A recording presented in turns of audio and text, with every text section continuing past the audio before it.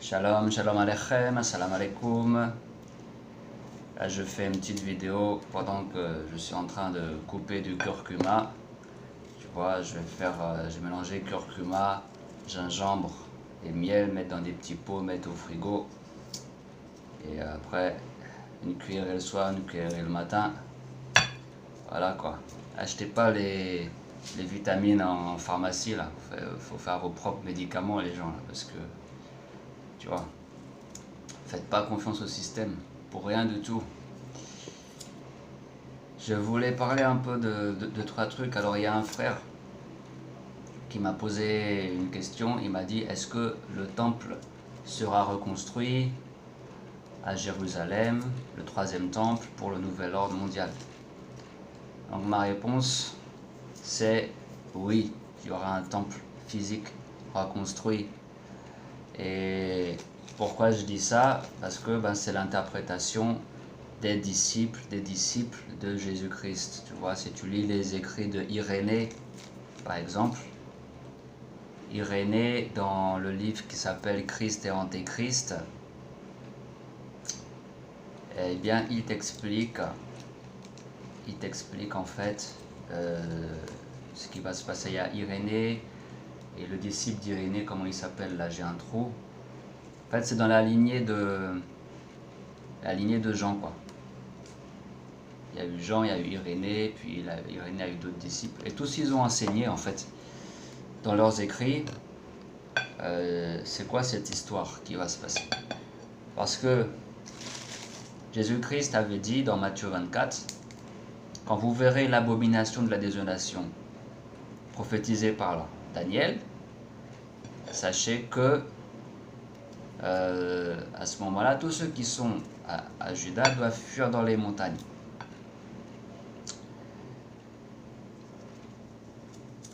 À ne pas confondre avec l'autre prophétie de Luc 21 qui te dit, quand vous verrez les armées entourer Jérusalem, fuir dans les montagnes. Là, il parlait de l'événement qu'allait se passer en l'an 60, de 66 à 70, quand il y a eu la destruction du second temple.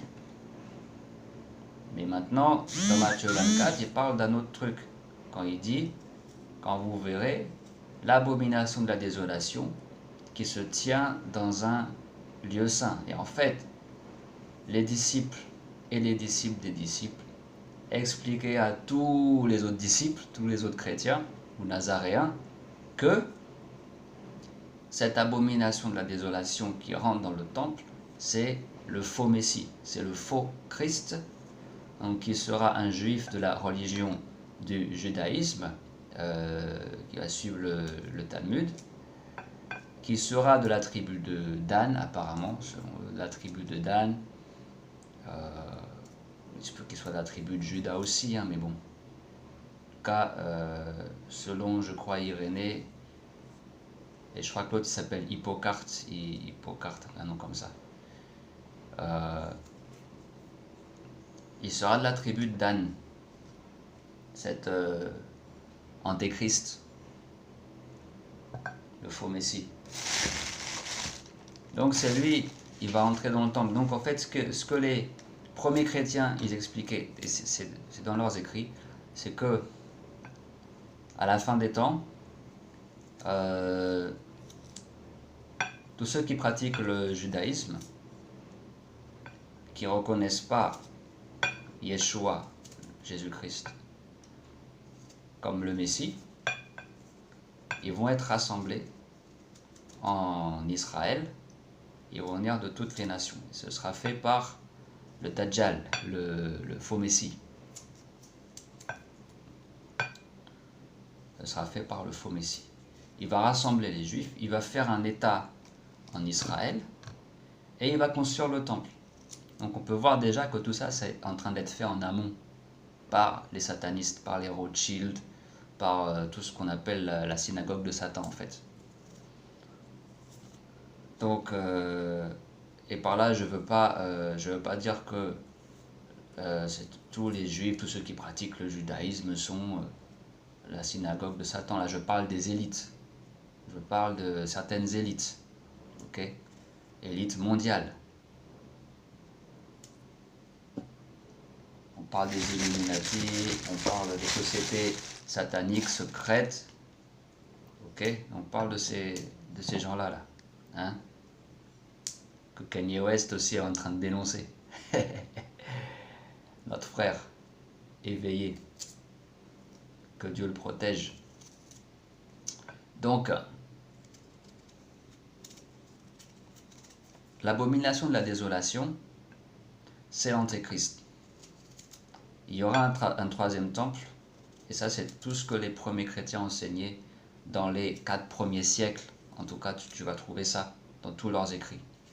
Donc, et ce sera le temps, quand il y aura le temple, il y aura le faux messie aussi qui va venir à un moment donné.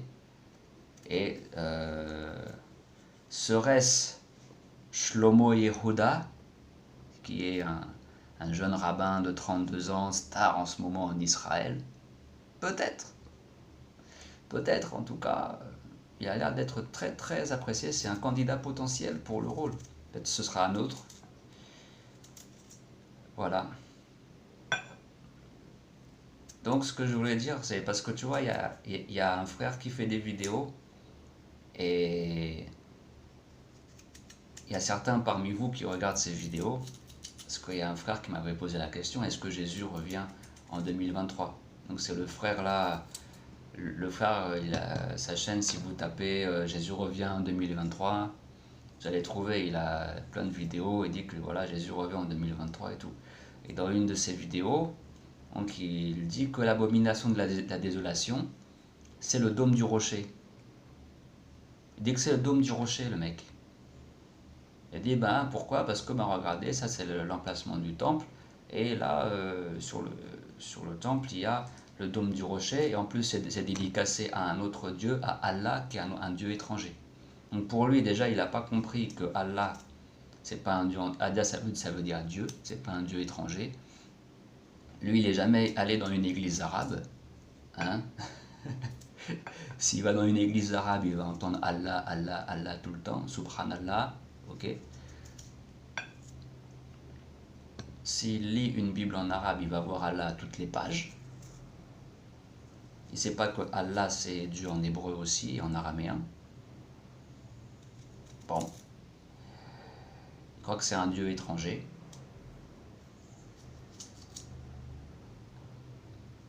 Donc problème historique, hein, puisque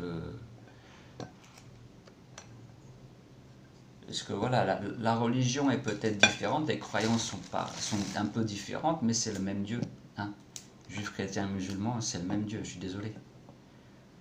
Quand vous commencez à dire Allah c'est un Dieu étranger, ça veut dire qu'il y a un gros problème. Il y a un gros problème dans votre compréhension de l'histoire. Il faut creuser un peu plus, hein, les gens. Il faut creuser là. Ça ne veut pas dire que l'islam est vrai. L'islam actuel est vrai. Je dis que j'ai pas dit ça. Mais Allah, c'est pas un Dieu étranger. À la base, non, tu peux pas dire ça. Le Dieu des musulmans, c'est Yahuwah. Dans l'islam, c'est Yahuwah. Comme dans la Bible, on l'appelle Yahuwah. C'est le nom du Dieu de la Bible. C'est le nom du Dieu des musulmans, Yahuwah. Ça veut dire l'éternel. Il l'appelle pareil dans l'islam, pareil dans la Bible. Et Yahuwah, c'est Allah, Yahuwah Allah, l'éternel Dieu. Ça se dit en hébreu, en arabe, Yahuwah Allah. C'est tout. Voilà, à partir de là, on a le même Dieu. Donc on ne va pas me dire que la mosquée Al-Aqsa et que le dôme du rocher, ce sont des abominations dédiées à un autre Dieu étranger qu'on ne connaît pas. Hein? Quand les chrétiens ont donné la clé de Jérusalem au calife Omar, ils avaient très bien conscience que Omar et eux adoraient le même Dieu. C'était des chrétiens. Quand Omar a fait la conquête de Jérusalem, son intention c'était de ramener les Juifs à Jérusalem. Bon, Il était sioniste quelque part avant son temps. Hein. Il était sioniste, Omar. Bon, le projet a fonctionné un petit peu, pas beaucoup, hein, parce qu'après ils ont eu d'autres soucis. Mais voilà, donc pour vous dire déjà, et puis aussi pourquoi ça peut pas être le dôme du rocher. Parce que c'est même pas construit à l'ancien emplacement du temple. Tout le monde se tourne vers là-haut, alors qu'avant ça c'était juste un campement romain l'endroit. Le temple il est ailleurs, il était plus bas, il était ailleurs. Donc il y a des archéologues qui ont déjà prouvé ça. Le temple il était même par là. Ça veut dire que si aujourd'hui les juifs veulent reconstruire leur troisième temple, là où était vraiment le temple, même la mosquée Al-Aqsa, même le dôme du rocher, en principe ça les dérange même pas. Ils peuvent faire leur temple tranquille. Et que si les juifs sont obligés de raser Al-Aqsa et raser le dôme du rocher pour faire leur temple, ça veut dire que géographiquement, ils ne sont pas au bon endroit pour le temple non plus. Bon, en tout cas, ce que les prophéties nous disent, c'est que donc, tu auras ce temple-là. Ils vont faire les sacrifices d'animaux, ils auront leur messie. Et au bout de 3 ans et demi de son règne, je ne sais pas ce qui va se passer, je ne sais pas pourquoi, mais leur messie, voilà, il va dire qu'il est Dieu, il va obliger tout le monde à l'adorer, il va faire arrêter les sacrifices au temple. Il va se passer un truc, en tout cas. Et, et là, ce sera une grosse persécution. C'est pour ça que là, il y aura un exode des vrais juifs, des vrais chrétiens, des vrais musulmans qui sont en Israël et qui ne veulent pas adorer l'antéchrist. Ils vont faire un exode en Jordanie. Donc ils vont partir, ce sera le moment de fuir en Jordanie en fait. Et c'est peut-être aussi à ce moment-là qu'il va tuer les 2 témoins qui seront, selon ce que je comprends, le retour de Enoch et Élie. Parce qu'en fait, ils ne sont pas morts, ils sont toujours gardés en vie. Mais ils n'ont pas de corps ressuscité, comme Jésus-Christ. Donc, ils ne sont pas immortels, ils sont juste gardés en vie. Ils ont été enlevés au ciel, et ils vont redescendre. Il y aura eux et sûrement d'autres prophètes aussi, comme Baruch, d'autres prophètes qui sont gardés en vie. Et ils vont venir et ils vont instruire les gens sur la réalité de la Matrix, man, du Dajjal, de l'Antéchrist et tout ça, du nouvel ordre mondial, sur la vraie loi divine. Voilà quoi. Donc ils vont avertir les gens. Et le Dajjal, l'Antéchrist, là, le faux Messie, il va en avoir ras-le-bol. Et il va les tuer. Il va les tuer et en même temps, il y aura l'arrêt des sacrifices.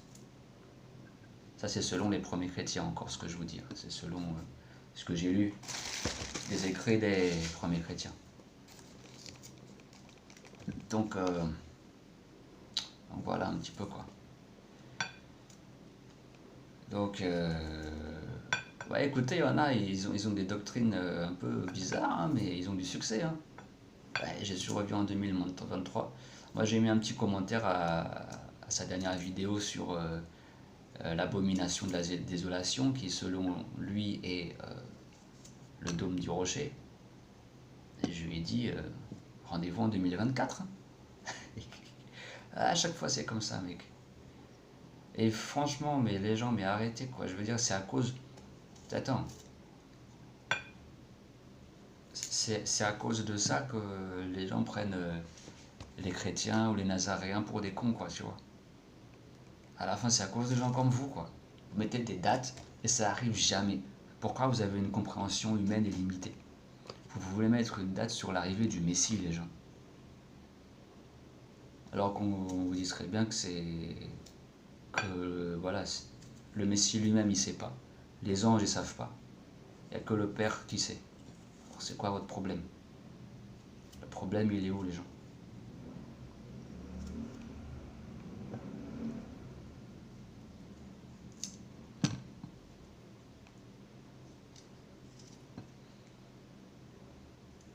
Voilà.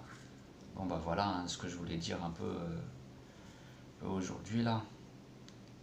Sinon, là, ce monde continue à péter de partout, là, maintenant. Ça continue à péter de partout. Ouais. Et ouais, l'Ukraine, là, l'Ukraine, l'Ukraine va très très mal. Zelensky, il est mal, là. Zelensky il est en train de tout perdre, ce con, là. Là, ils avaient créé victoire à cause de Kherson. Hein. Ils ont créé victoire, ouais, on a gagné Kherson. Les Russes ont eu peur de nous parce qu'on est trop forts. On les a fait fuir. Et 2 jours après, ils mouraient tous de froid à Kherson. Il fallait évacuer. Et c'est pareil partout, là, toute l'Ukraine est prise au piège. Non mais vous avez pris les Russes pour des cons, quoi. Hein? Vous avez pris les Russes pour des cons, les gens, quoi. Après, on a ces gogoles là du gouvernement en Israël, tu vois. Ils sont en train de provoquer la Russie aussi. Ils veulent aider l'Ukraine. C'est des malades, ces gens. C'est des malades. C'est vraiment des malades, ces gens. Ils se croient tout permis, tout puissants. Qu'est-ce qu'ils vont faire? Qu'est-ce qui s'occupe de cette histoire-là?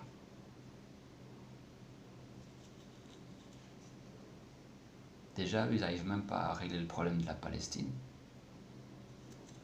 Qu'est-ce qu'ils vont aller s'occuper d'armer l'Ukraine aussi? Incroyable.